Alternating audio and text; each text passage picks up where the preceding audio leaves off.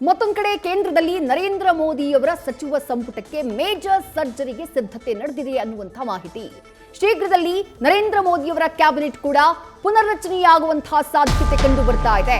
ಹಲವರ ಖಾತೆ ಬದಲಾವಣೆಯಾಗ್ತಾ ಇದೆ, ಕೆಲವರಿಗೆ ಕೋಕ್ ನೀಡಲಾಗ್ತಾ ಇದೆ ಅನ್ನುವಂಥ ಮಾಹಿತಿ. ಇದಕ್ಕೆ ಸಂಬಂಧಪಟ್ಟಂತಹ ಹಲವು ಬೆಳವಣಿಗೆಗಳು ಕೇಂದ್ರ ಸರ್ಕಾರದ ಮಟ್ಟದಲ್ಲಿ ಈಗಾಗಲೇ ಆಗಿದ್ದಾವೆ.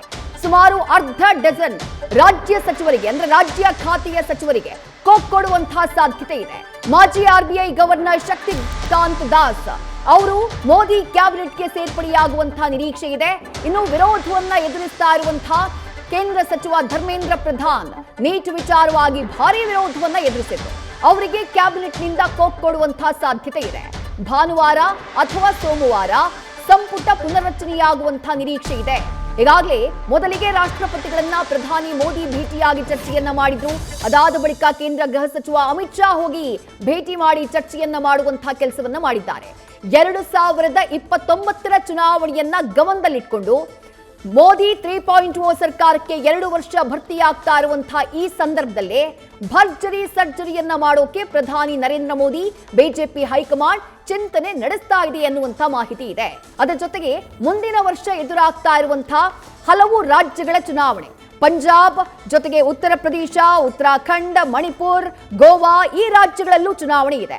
ಆ ಚುನಾವಣೆಯನ್ನ ಗಮನದಲ್ಲಿಟ್ಕೊಂಡು ಜೊತೆಗೆ ಇತ್ತೀಚೆಗೆ ನಡೆದಂತಹ ಹಲವು ರಾಜಕೀಯ ವಿದ್ಯಮಾನಗಳು, ಅದು TMCಯಿಂದ ಹಲವು ಸಂಸದರ ಸೇರ್ಪಡೆಯಾಗಿರಬಹುದು, ಬಿಜೆಪಿಗೆ ಬೆಂಬಲ ಆಗಿರಬಹುದು, ಅಥವಾ ಶಿವಸೇನೆಯ ಉದ್ಧವ್ ಠಾಕ್ರೆ ಬಣದಿಂದ ಬಂದಂತಹ ಸಂಸದರಾಗಿರಬಹುದು, ಅಥವಾ ಆಮ್ ಆದ್ಮಿ ಪಕ್ಷದಿಂದ ಬಿಜೆಪಿಗೆ ಬಂದಂತಹ ಸಂಸದರಾಗಿರಬಹುದು, ಅವರೆಲ್ಲರಿಗೂ ಕೂಡ ಒಂದು ಐಡೆಂಟಿಟಿಯನ್ನ ಅಥವಾ ಅವರಿಗೊಂದು ಅವಕಾಶವನ್ನ ಮಾಡಿಕೊಡುವಂತಹ ಸಾಧ್ಯತೆ ಇದೆ ಅನ್ನುವಂತಹ ಚರ್ಚೆಗಳೆಲ್ಲ ಇದ್ದಾವೆ. ಇದೆಲ್ಲದರ ಮಧ್ಯೆ ಕರ್ನಾಟಕಕ್ಕೆ ಸಂಬಂಧಪಟ್ಟ ಹಾಗೆಯೂ ಕೂಡ ಕುತೂಹಲ ಇದೆ. ಕರ್ನಾಟಕದಲ್ಲಿ ಈಗ ನಿರ್ಮಲಾ ಸೀತಾರಾಮನ್ ಅವರು ಸೇರಿದಂತೆ ಕರ್ನಾಟಕದಿಂದ ಒಟ್ಟು 5 ಜನ ಮಿನಿಸ್ಟರ್ಗಳು, ಇವರಲ್ಲಿ ಯಾರ ಖಾತೆ ಉಳಿಯುತ್ತೆ, ಯಾರ ಖಾತೆ ಬದಲಾಗುತ್ತೆ, ಹೊಸದಾಗಿ ರಾಜ್ಯದಿಂದ ಯಾರಿಗಾದ್ರೂ ಮಂತ್ರಿ ಸ್ಥಾನ ಸಿಗುವಂತಹ ಸಾಧ್ಯತೆ ಇದೆಯಾ? ಇದೆಲ್ಲದರ ಬಗ್ಗೆ ಸದ್ಯ ಚರ್ಚೆಯಾಗ್ತಾ ಇದೆ.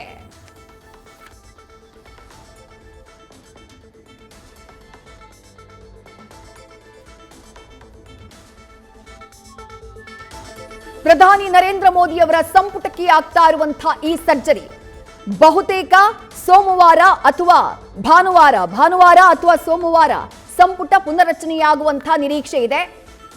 ಯಾರು ಬದಲಾಗಬಹುದು ಅಥವಾ ಯಾರ ಸೇರ್ಪಡೆ ಆಗಬಹುದು ಅನ್ನುವಂತಹ ಕುತೂಹಲಕ್ಕೆ ಒಂದಿಷ್ಟು ಚರ್ಚೆಗಳು ಸದ್ಯ ನಡೀತಾ ಇವೆ.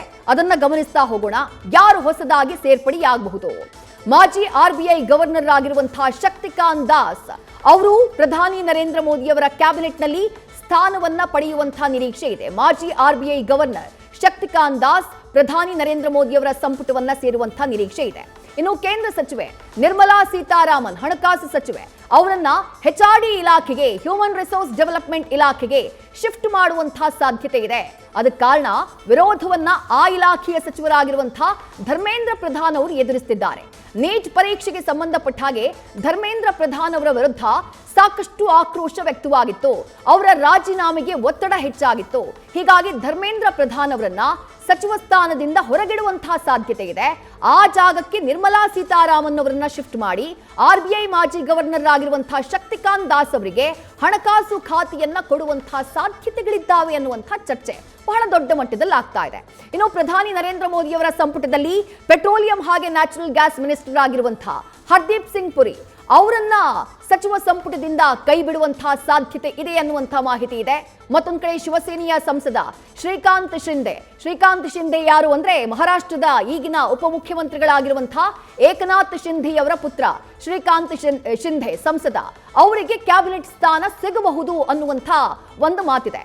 ಅಂದ್ರೆ ಹೆಚ್ಚಿನ ಸಂಖ್ಯೆಯಲ್ಲಿ ಯುವ ಸಂಸದರಿಗೆ ಕ್ಯಾಬಿನೆಟ್ನಲ್ಲಿ ಅವಕಾಶವನ್ನ ಕೊಡುವಂತಹ ಸಾಧ್ಯತೆ ಇದೆ ಅನ್ನುವುದು ಸದ್ಯಕ್ಕಿರುವಂತಹ ಚರ್ಚೆ.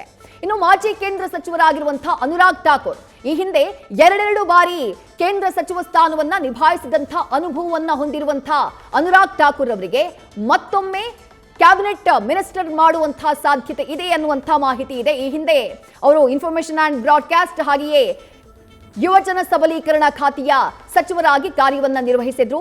ಈಗ ಮತ್ತೊಮ್ಮೆ ಅವರನ್ನ ಸಚಿವ ಸಂಪುಟಕ್ಕೆ ಸೇರ್ಪಡೆ ಮಾಡಿಕೊಳ್ಳುವಂತಹ ಸಾಧ್ಯತೆ ಇದೆ. ಇನ್ನು ಮೀರತ್ನ ಸಂಸದ ಅರುಣ್ ಗೋವಿಲ್ ಅವರನ್ನ ಸಚಿವ ಸಂಪುಟಕ್ಕೆ ಸೇರ್ಪಡೆ ಮಾಡುವಂತಹ ಸಾಧ್ಯತೆ ಇದೆ. ಅರುಣ್ ಗೋವಿಲ್ ಯಾರು ಅಂತಂದ್ರೆ ನಿಮಗೆ ರಾಮಾಯಣ ಸೀರೀಸ್ ನೆನಪಿರಬಹುದು. 1987-92 ಸಂದರ್ಭದಲ್ಲಿ ಟಿವಿಗಳಲ್ಲಿ ಬಹಳ ಜನಪ್ರಿಯವಾಗಿದ್ದಂತಹ ಒಂದು ಸೀರೀಸ್ ರಾಮಾಯಣ ಸೀರೀಸ್. ಆ ರಾಮಾಯಣ ಸೀರೀಸ್ ನಲ್ಲಿ ರಾಮನ ಪಾತ್ರವನ್ನ ನಿರ್ವಹಿಸಿ ಪ್ರಖ್ಯಾತಿಯನ್ನ ಪಡೆದವರು ಅರುಣ್ ಗೋವಿಲ್.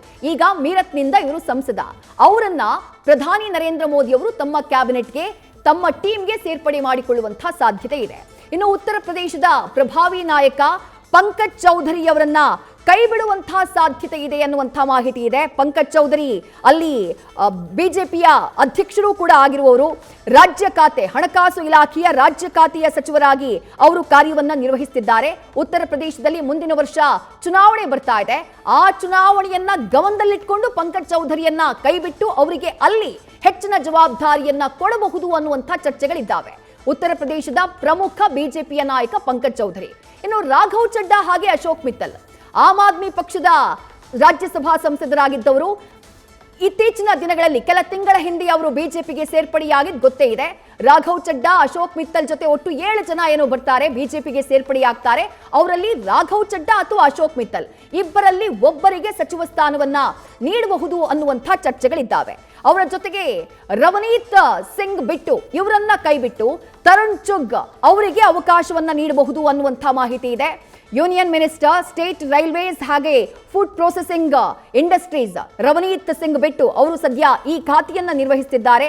ಲುಧಿಯಾನಾದ ಸಂಸದರು ಅಂದ್ರೆ ಪಂಜಾಬ್ನ ಲುಧಿಯಾನಾದ ಸಂಸದರು ಅವರನ್ನ ಕೈಬಿಟ್ಟು ಜೆಪಿ ನಡ್ಡಾ ಅವರಿಗೆ ಆಪ್ತರಾಗಿರುವಂತಹ ತರುಣ್ ಚುಗ್ ಅವರಿಗೆ, ಇವರು ಕೂಡ ಪಂಜಾಬ್ನಿಂದಾನೇ ಸಂಸದರು, ಇವರಿಗೆ ಅವಕಾಶವನ್ನ ಕೊಡಬಹುದು ಅನ್ನುವಂತಹ ಚರ್ಚೆಗಳಿದ್ದಾವೆ. ಯಾಕಂದ್ರೆ ಪಂಜಾಬ್ನಲ್ಲಿ ಮುಂದಿನ ವರ್ಷ ವಿಧಾನಸಭಾ ಚುನಾವಣೆ ಬರೋದಿದೆ. ಹಾಗಾಗಿ ಅದನ್ನ ಗಮನದಲ್ಲಿಟ್ಕೊಂಡು ಇನ್ನು ನಿತೀಶ್ ಕುಮಾರ್ ಅವರು ನಮಗೆ ಗೊತ್ತಿದೆ 2 ದಶಕಕ್ಕೂ ಹೆಚ್ಚು ಕಾಲ ಬಿಹಾರದ ಮುಖ್ಯಮಂತ್ರಿಯಾಗಿದ್ದವರು.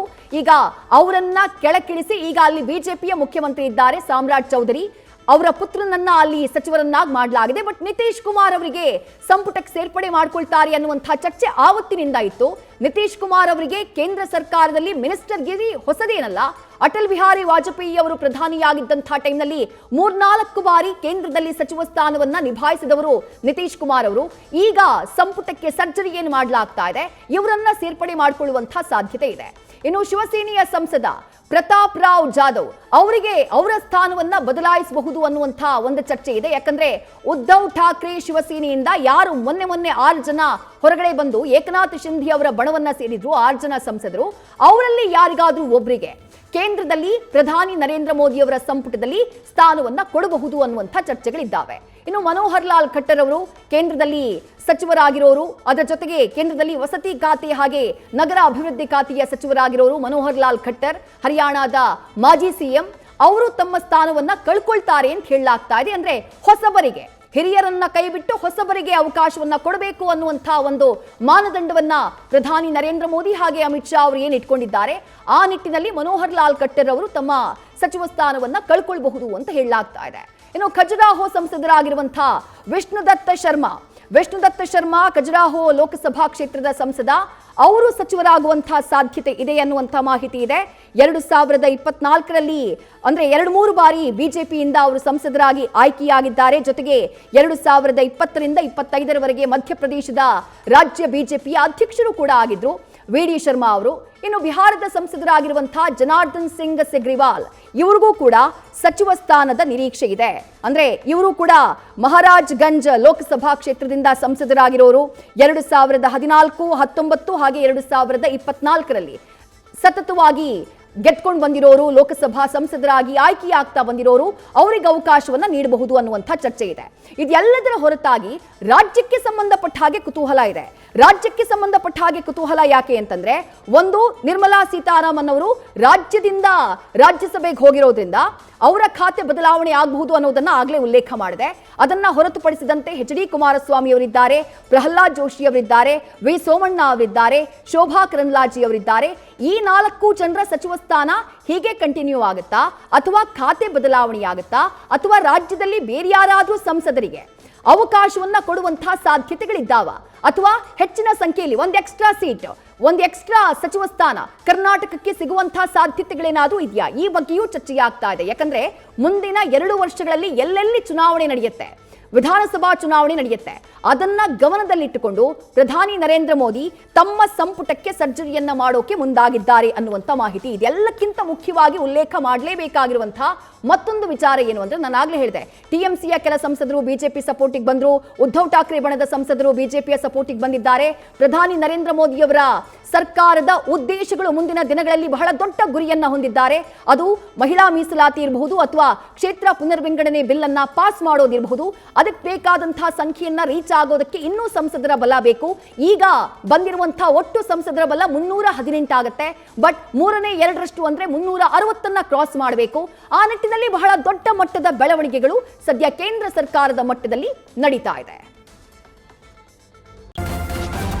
ನ್ಯೂಸ್ ಫಸ್ಟ್ ನಿರ್ಭೀತಿಯಿಂದ ನಿಮ್ಮ ಪರವಾಗಿ.